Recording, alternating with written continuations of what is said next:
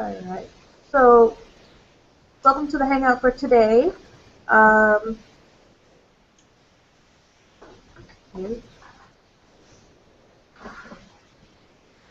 welcome to the Hangout for today.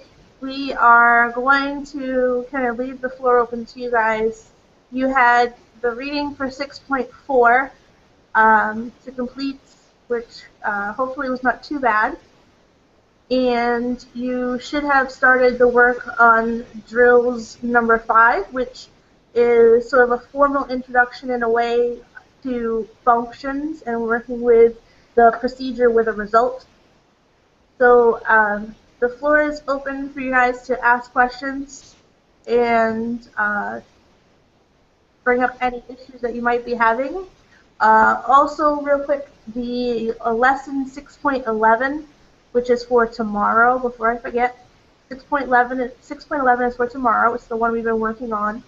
That one is up, and you can look at it. There's no video for it, so you'll have to use the tutorial, the text version.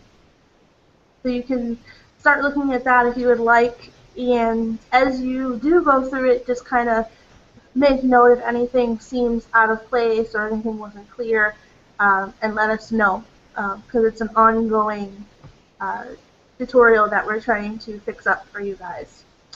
Hopefully everything goes well, and I'll be able to check the Fusion table and see that everybody from the group has checked in. That's how I'll know that you have completed the app and gotten it to work.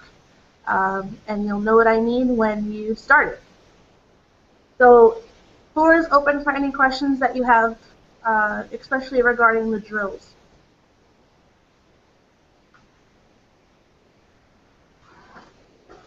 She went to go get Gavin again. Why were you?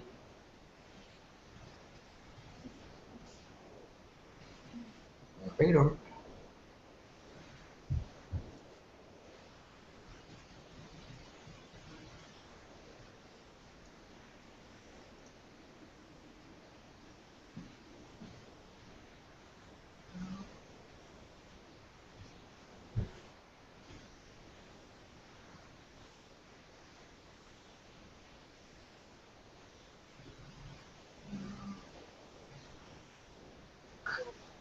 No questions at all. Everybody did perfectly, 100%. No stumbles. This is Chris. Quick question on how they were used. Yep. Whether from the prior classes, how did the teachers use these drills? Were they any kind of assessment? Were they anything graded? Were they classroom activities, group work? How did the teachers prior deploy these to the class? They've been fairly varied, so they weren't officially linked into the curriculum in the last year. The teachers used them sort of on an ad hoc basis. But this year, we're going to put them at the end of each unit. So we're going to put links at the end of each unit to the appropriate quiz, appropriate drills and/or quiz questions. Does that answer the question, Chris? It gets me in the right direction. So you'll be, I guess, guiding us as to when you feel is an appropriate time for us to include these drills into our classroom? Yeah. Basically at the end of each unit. So there's what, 8 units, 7 units? 7 units. At the end of each one, there'll be a section, a new lesson added, which will point to appropriate drills and/or quiz questions. Okay. And is it the first year that we've included these into the program? Well, no. Some of the, quite a few of the teachers did, but they did it on their own. We didn't have them embedded in the course. We just had them available as a resource on the resource page. But we think it's a good idea to embed them because they cover things we don't cover in some of the tutorials and other lessons. So I think it's worth doing. I really like them. I'm just trying to figure out what's the most optimal way of using them in my class. Do you envision these being additions onto the current curriculum, or would you consider them a summative assessment or a formative assessment? I think they could be used in all of those ways. So you could use them as instruction. Like, for example, one of the topics we haven't covered in any of our apps very well is functions or procedures with results. Part of the reason for that is the blocks are a little ugly. But you could, for example, say, okay, we're going to learn about functions. And here's a little lesson on them. And here's a little tutorial. Now here's a bunch of exercises. Or you could say, with some of the other ones, you could say, use them as formative assessments. So see how well see how well your programming skills are coming by doing these. They don't count for your grade, they're just to practice and learn more. And then also you could say, I'm going to give you a quiz now on how to manipulate strings or lists and use the drills for that. But I think they work all three ways depending on how you want to use them. Okay, sounds good. Thank you very much. And we could build more, time permitting, if you have ideas for good ones. But you could also build them and just send us the material and we could link them in.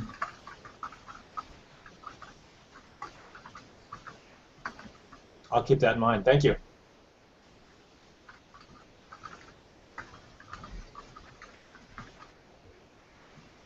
So one question coming in is when to do drill 6. Drill 6 wasn't officially assigned by us. I haven't even edited it. Sorry, someone else is trying to. Again, real quick, if you guys ever are the one who does not get in, the instructions on how to view the live hangout and just view it and submit questions and answers is on the schedule, like inside the schedule document. There's instructions on how to find our page to view it there. Again, the question on drills 6, it's about TinyWebDB and data. So this one, there isn't really too much here. You're welcome to give it a try, but it's not officially assigned to you, and wasn't officially assigned. So you can give it a try, but you don't have to. You're not required to.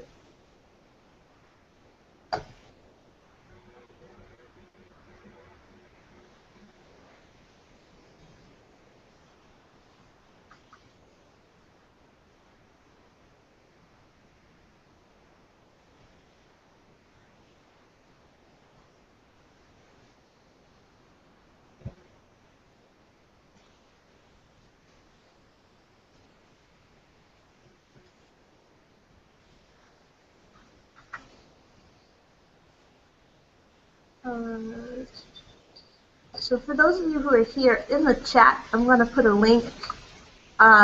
This is the kind of a side note. This is the draft agenda for next Thursday. Hopefully, if the permissions are set, you should be able to see it. If not, let me know. Can you just double check the names of the schools, of your schools, and the cities? Make sure there's no misspellings. The more lines, the better, so that way I can kind of get that finalized. So again, there's a link in the chat to the draft agenda for next Thursday. I have sent out the invitation. I have the separate invitation, which is just about your presentations, and then I have the invitation that has both your information and then the Mobile Apps for Hartford interns, their information as well. Please, either one, it's okay to share. It's up to you, but please make sure you're reaching out to your schools and especially your principals. If you feel that the invite would be better taken from Ralph or I, then let us know and we can send it to them for you. But we do hope that you will invite someone from your school to support.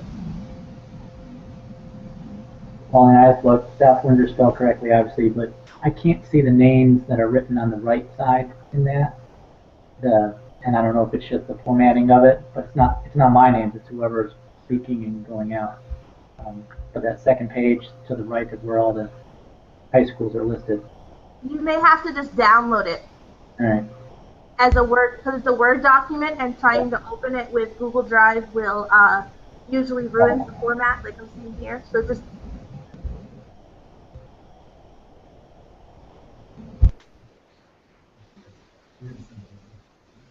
No, this draft. Clearly. Yeah, so just if you're going to view it, download it, and it should be fine as it was made as a Word doc. Please.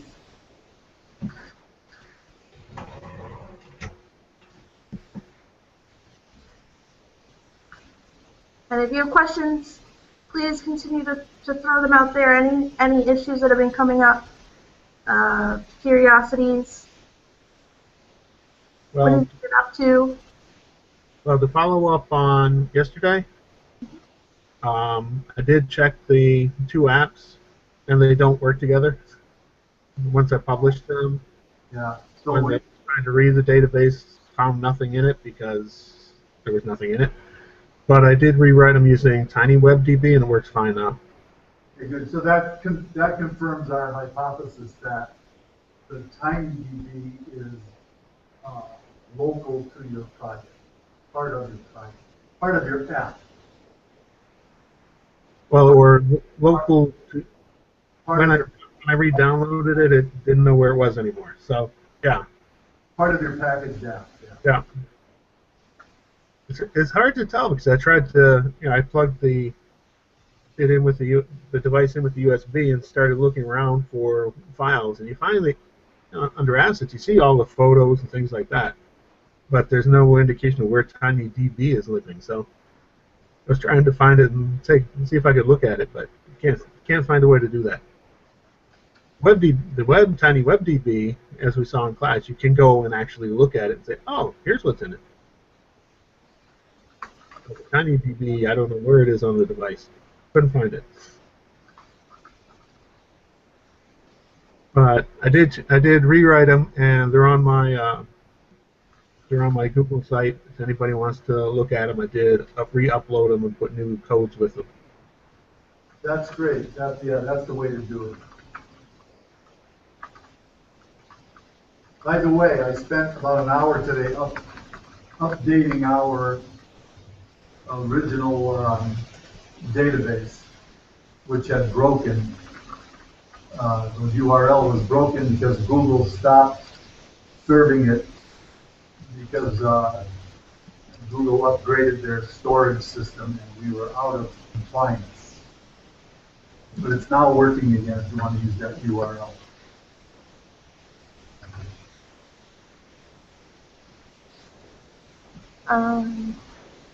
So Dana asked if I could email the draft agenda, and I emailed it as an attachment as well.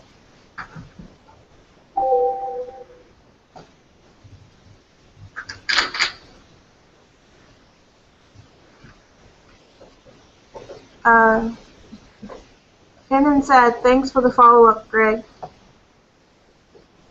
Sure. Good exercise. What are you up to over there? I'm trying to come up with tools. Oh.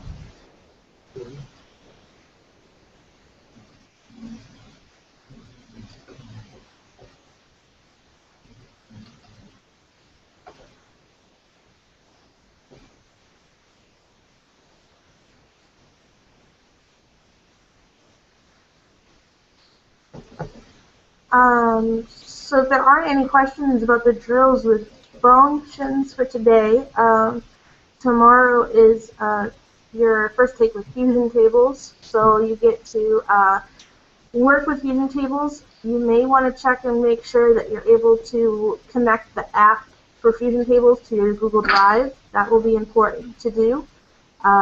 This is one of those activities and lessons that those who are using a school-associated Gmail address will have trouble if the school has not enabled fusion tables and connecting to fusion tables. So you may just want to check and make sure you can do that as soon as possible. I think that's what my problem was. I tried to look at it, and I don't have the ability to create a table. I think I wrote that up and sent it. So there's no option for me to do that, and I guess that's probably what your explanation is, because the Google site I'm using is through my school, I believe. in that case, if you can't get the school to approve that and kind of like check that off as something you could use, the quick fix is to use another Gmail. So just make one of your own. So several of the teachers in the past have just made a mobile CSP Gmail that was just for mobile CSP, and that's the one that they use for their class the following year after the PD as well. So that's something that you can do as an option until, or maybe if they never accept it, until the school accepts and your request to add fusion tables.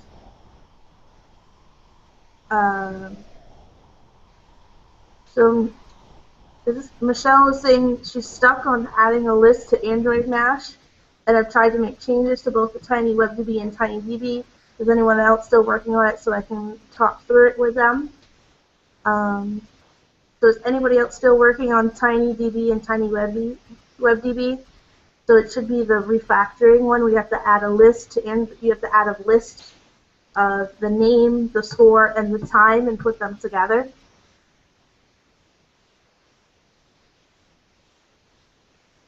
So Michelle's just kind of looking for someone, like a partner to talk to about it. Any takers?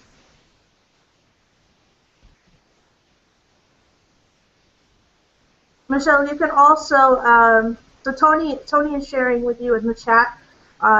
You're also welcome again to send me the whole entire AIA file and add comments in and let me know what exactly that you're having trouble with. I'm not sure if there's some overthinking going on. I know that you and Dana had looked at lists to some extent when you were doing your project. 1 second.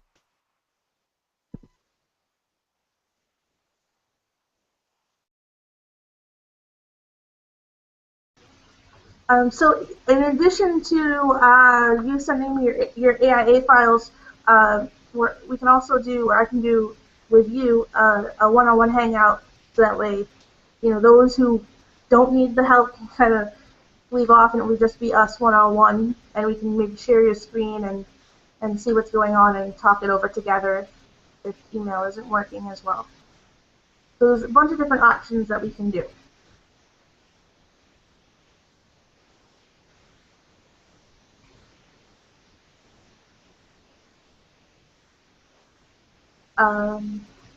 Also, Michelle, I know one particular question that you had.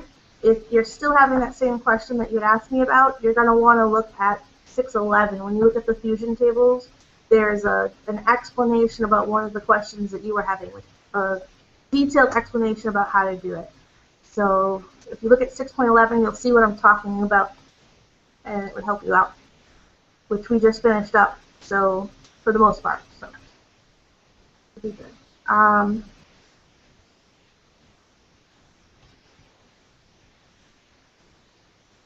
Yeah. So Chris and Tony are both being welcoming here. Thank you guys and supportive. So any questions you have, you can send them out. You can send the AIA file with some specific questions. You and I can do a hangout. There's lots of different options.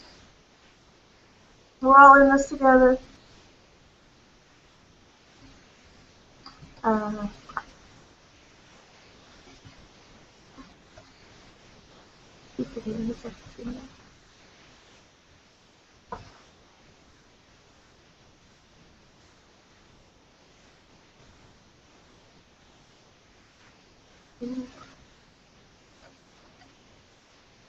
I'm here, and there's actually, I think Larry said he was going to come in too. So you guys, if you're close by, you're welcome to come in. I'm here. Sometimes it makes it a little easier to be in person too and ask questions.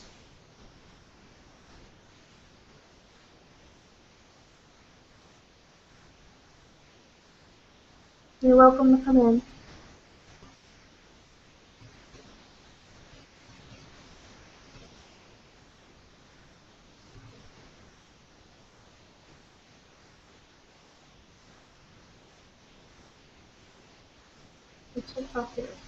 Yeah.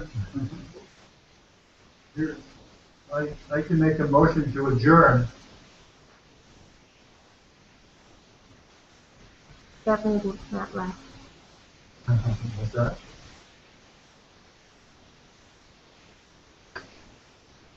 Let me check the Q&A. No questions from anybody watching?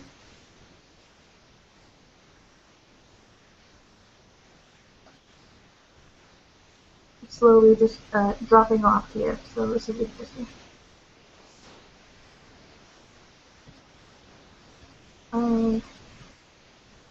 Also, so I didn't mention for tomorrow is you should review the big data performance task. Technically not a performance task anymore, but it is one of those exercises that you can do that is really helpful with building skills and using spreadsheets, any type of a spreadsheet to gather data and analyze it, make charts, answer questions. So it's a popular one with the teachers. They seem to like it because of the skills, but it's not an official task anymore for the AP CSP. So all that we ask is that you review the actual task, the former task, and which is an optional project for the course now. Review it and review the lesson plan, and we can talk about it tomorrow. It's a good one, even if you only do it for a couple of days instead of a full length project. It's a good one, a nice one to help with some of the skills for handling data.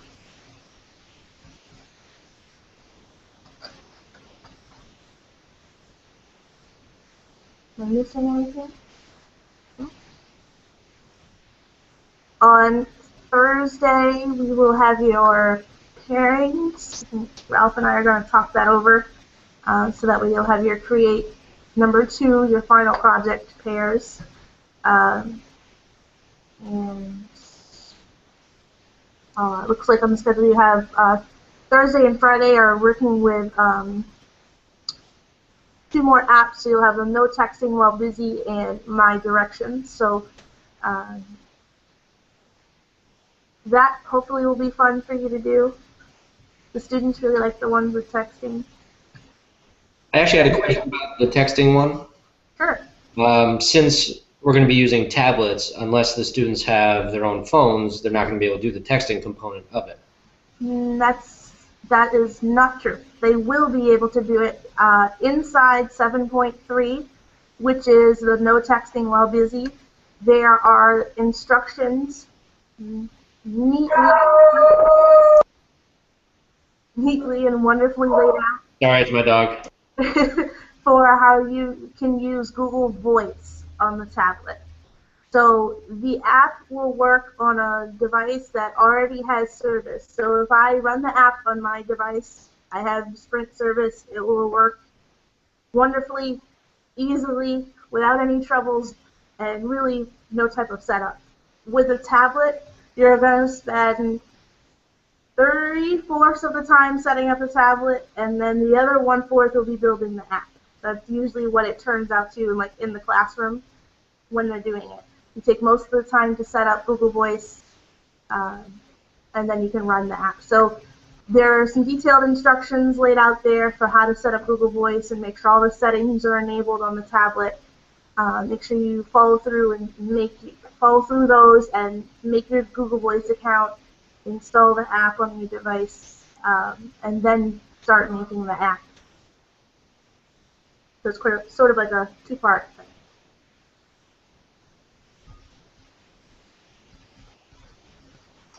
Thank you. You're welcome.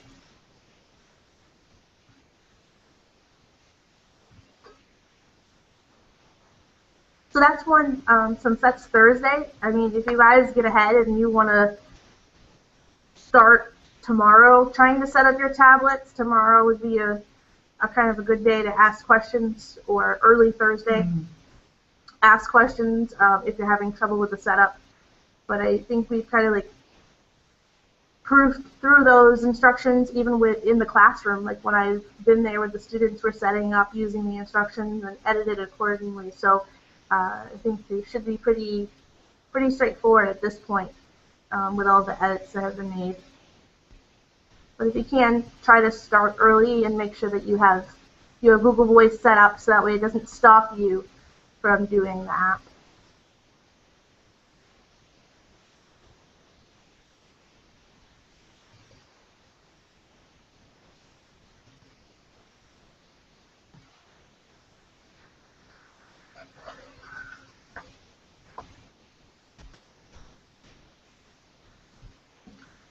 Cool? Questions, concerns? Everybody who's ready to leave, say aye.